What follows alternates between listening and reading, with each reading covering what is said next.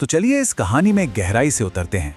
आज हम समय में पीछे चलेंगे, बहुत पीछे, एक ऐसी दुनिया में जहां समय को, जानते हैं, मापा नहीं बल्कि महसूस किया जाता था। ये सिर्फ कैलेंडर की कहानी नहीं है, ये तो इंसान की सोच और उसके होने की कहानी है। जरा एक बार सोच कर देखिए, एक ऐसी दुनिया जहां कोई तारीख ही नहीं है, पता ही नहीं आज कौन सा दिन है या कौन सा साल चल रहा है। भला कोई अपनी मीटिंग या यात्रा कैसे तय करेगा, जन्मदिन कब मनाया जाएगा। लेकिन कमाल की बात यह है कि उस दुनिया में भी जिंदगी चलती थी। लोग खेतों में बुआई करते थे, आने वाले कल की योजनाएं बनाते थे और त्योहार भी खूब मनाए जाते थे। तो सवाल ये उठता है कि आखिर वे ये सब कर कैसे रहे थे? क्या उनके पास कोई ऐसा ज्ञान था, कोई ऐसी समझ थी जिसे हमने आज की दुनिया में खो दिया है? चलिए आज इसी रहस्य को सुलझाते हैं। तो हमारी ये खोज शुरू होती है उस सबसे पहले टूल से जिसे इंसान ने समय को समझने के लिए इस्तेमाल किया, और वो कोई मशीन नहीं थी। हजारों साल पहले जब हमारे पूर्वजों ने ऊपर आसमान की ओर देखा तो उन्हें कुछ पैटर्न दिखे। उन्हें ये एहसास हुआ कि समय की भाषा तो असल में सितारों में लिखी है। उन्होंने देखा कि सूरज हर रोज एक ही रास्ते से गुजरता है, चांद हर रात अपना रूप बदलता है, कभी एक पतली सी रेखा तो कभी पूरा चमकता हुआ गोला, और आसमान के सितारों की जगह मौसम के साथ साथ बदलती रहती थी। यही थे समय के पहले संकेत, पहली लय। इसका मतलब ये हुआ कि उस जमाने में समय कोई नंबर या आंकड़ा नहीं था, बल्कि एक एहसास था, एक ऐसी धुन जिसे बस प्रकृति के साथ महसूस किया जा सकता था। अब सवाल ये कि इंसानों ने आसमान के इन इशारों को जमीन पर कैसे उतारा। उन्होंने समय को पकड़ने की, उसे एक आकार देने की कोशिश की। और जानते हैं इसके लिए क्या इस्तेमाल किया? पत्थर, हजारों किलो के बड़े बड़े पत्थर, जिन्हें सिर्फ खड़ा नहीं किया गया था बल्कि समय को पकड़ने के लिए एक बहुत ही सटीक कैलकुलेशन के साथ लगाया गया था। इसका सबसे मशहूर उदाहरण है ब्रिटेन का स्टोनहेंज। ये सिर्फ पत्थरों का ढेर नहीं है। हर साल 21 जून को, यानी साल के सबसे लंबे दिन, सूरज ठीक इसके खास पत्थरों के बीच से उगता है, और 21 दिसंबर को, सबसे छोटे दिन, उन्हीं पत्थरों के बीच से डूबता है। सोचिए क्या कमाल का कैलेंडर था जिसने समय को पत्थरों में ही कैद कर लिया था। लेकिन ये कमाल की इंजीनियरिंग सिर्फ एक जगह तक नहीं रुकी। चलिए भारत चलते हैं और देखते हैं कि ये चीज कैसे एक और भी ऊंचे लेवल पर पहुंची। भारत में कोणार्क का सूर्य मंदिर, ये तो जैसे एक टाइम मशीन है। इसे सूर्य देव का रथ माना जाता है।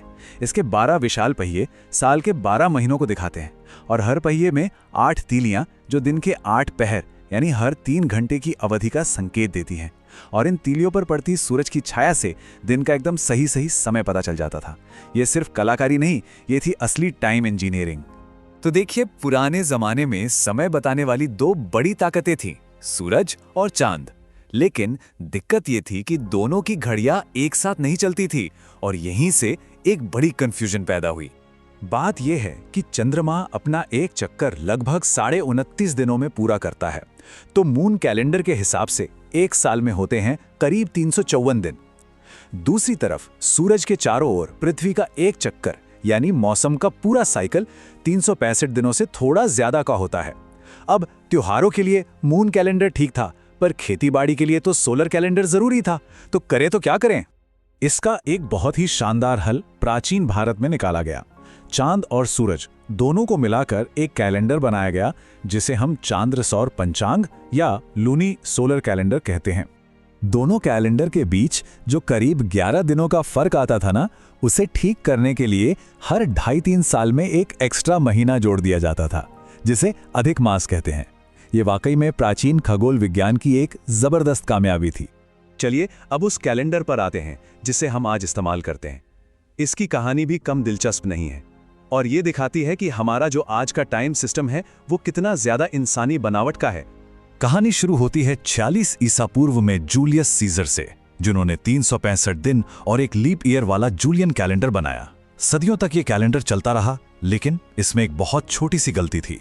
हर साल कुछ मिनटों का फर्क आता गया, जो धीरे धीरे जमा होता रहा, और 1500 साल बाद तो ये कैलेंडर असली मौसम से 10 दिन आगे निकल गया। तब पोप ग्रेगरी 13वें ने इसे ठीक करने का फैसला किया, और उन्होंने जो किया वो तो हैरान कर देने वाला था। उन्होंने सचमुच इतिहास से 10 दिन मिटा दिए। 4 अक्टूबर 1582 के ठीक अगले दिन, तारीख थी 15 अक्टूबर। जी हां, वो बीच के 10 दिन कभी थे ही नहीं। ये बात कितनी अच्छी तरह समझाती है कि समय का हमारा कॉन्सेप्ट असल में कितना फ्लेक्सिबल है। लेकिन ये लीप ईयर का क्या लॉजिक है? ये बहुत सिंपल है। देखिए, पृथ्वी को सूरज का एक चक्कर लगाने में पूरे 365 दिन नहीं लगते, बल्कि 365.25 दिन लगते हैं। ये जो चौथाई दिन है ना, ये 4 साल में जुड़कर एक पूरा दिन बन जाता है। बस उसी एक एक्स्ट्रा दिन को एडजस्ट करने के लिए हम हर 4 साल में एक लीप ईयर जोड़ देते हैं। तो अब हम अपनी यात्रा के आखिर में आ गए हैं। हमने देखा कि कैसे समय आसमान से पत्थरों तक और फिर कागज पर आया। लेकिन इस पूरे सफर में क्या हमने कुछ खो दिया है? आज हमारे पास एकदम सटीक घड़ियां और कैलेंडर हैं। हम एक एक सेकंड का हिसाब रखते हैं, लेकिन इस सटीकता की दौड़ में क्या हम समय की उस नेचुरल धुन से दूर हो गए हैं जिसे हमारे पूर्वज महसूस करते थे?